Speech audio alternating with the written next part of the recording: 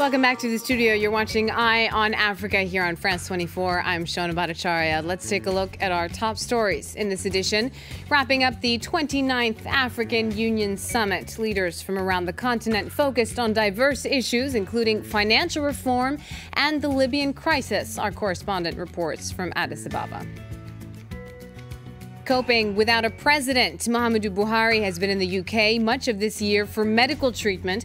Nigerians are demanding to be better informed about his health, a few short years after a previous president died in office. And breaking records at 85 years old, a South African woman is the fastest semi-marathon runner in the world in her age group. She'll be giving tips for staying in shape, no matter how old you are.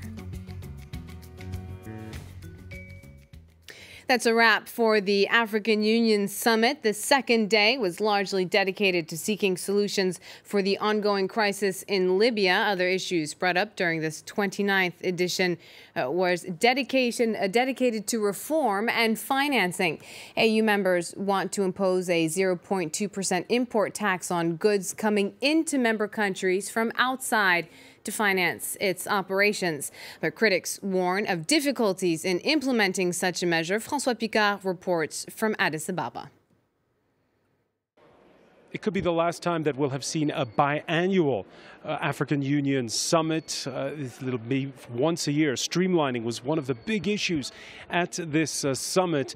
And as the African Union leaders talked reform, they welcomed back an old member into the fold, Morocco. That didn't prevent a tiff over the language to be used when it comes to human rights in Western Sahara. Reform, bringing back old members, but there was also what to do about one of the countries that used to be one of the big motors of the African Union, Libya, now in chaos. The rotating president of the AU, Guinea's president Alpha Condé, says it's time, after coming out of mediation talks, for neighboring states to speak with one voice and to get all parties to the table. We need all parties, political parties and the leaders of the important tribes.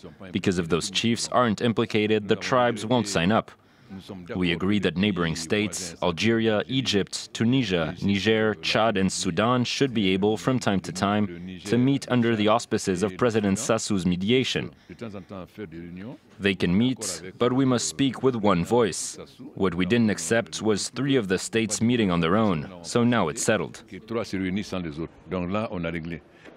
And it's at the invitation of Alpha Condé that we had a surprise guest on day 2, the Saudi foreign minister, showing up at an AU summit for only the second time.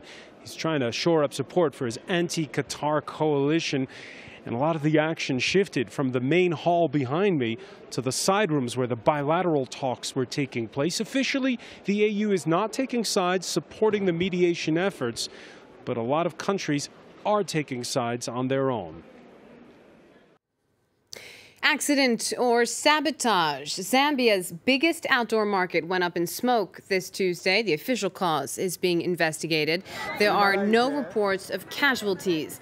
Lusaka's city market holds some 4,000 stalls, and it's home to several bus stations. Traders fear they've lost their inventory. Witnesses say Lusaka's market fire was caused by an electrical fault, but President Edgar Lungu suggested it was deliberately set fire in an act, quote, bordering on economic sabotage. Detained 48 hours for disturbing public tranquility. Tanzanian lawmaker and opposition party member Halima Mdee is accused of insulting President John Magufuli during a press conference. Mdee was allegedly reacting to Magufuli's stance that teen mothers should not be allowed to return to school after childbirth. More than 10 people have been charged in court over the last few months for insulting the president on social networking platforms. It's punishable by up to 3 years in jail, a $3,000 U.S. fine, or both. He's been back and forth to the UK to treat a mysterious illness. Since the beginning of the year, Nigeria's President Muhammadu Buhari has left commentators guessing as to what medical ailment he may have. As his absence grows, Nigerians debate the way it's affecting the country or not. Shirley Sipon has the story. The African Union Summit, yet another event Muhammadu Buhari has skipped. President Buhari has been ill, replaced by his vice president, Yemi Osinbajo. Nigerians are divided over how his absence is affecting their lives. The absence of the president does not really affect the economy negatively, because he has an acting president who is acting very well in his capacity. It will affect the economy and everything.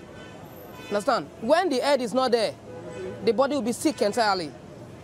That's it. So nothing is moving, nothing is working, to be honest.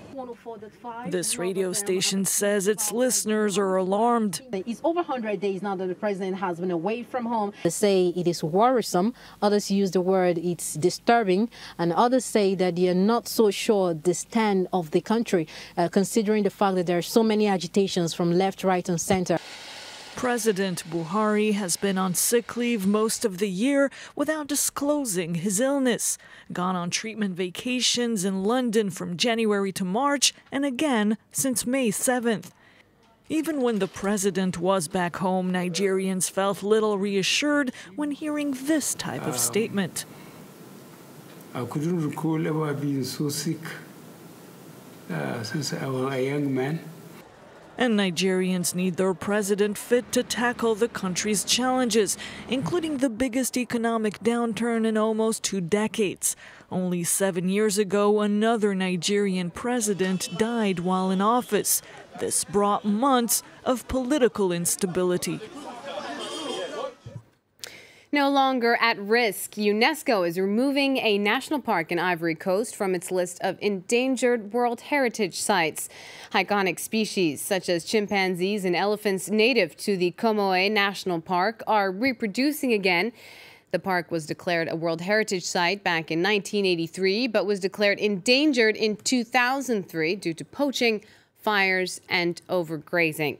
UNESCO is also taking Ethiopia's Simian Park off the endangered list after local authorities decided to build a road around the park and not through it. She's the fastest grandmother in the world. 85-year-old Deirdre Larkin from South Africa doesn't let her age get her down. She's won 500 medals throughout her long career, as well as the over 80 World Half Marathon record. And she shows no sign of slowing down. Trainers on and muscles warm. It's 6 a.m. and 85-year-old Deirdre Larkin is getting ready to run a half marathon in the South African winter. The grandmother holds the over 80 World Half Marathon record and has become a famous face in her Johannesburg suburb.